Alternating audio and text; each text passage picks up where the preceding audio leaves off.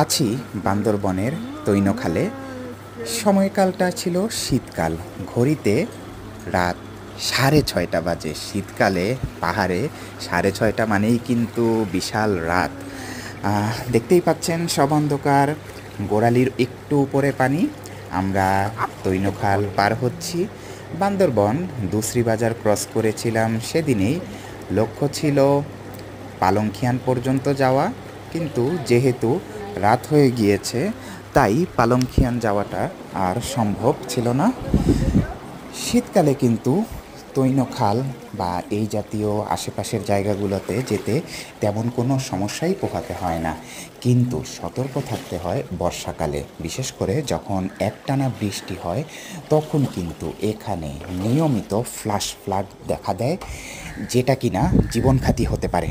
যা আপনারা সম্প্রতি মিডিয়াতে দেখেছেন যে একটা দুর্ঘটনা ঘটেছে। সুতরাং বর্ষাকালে যে কোনো জায়গায় যেতে সতর্ক থাকবেন। ধন্যবাদ।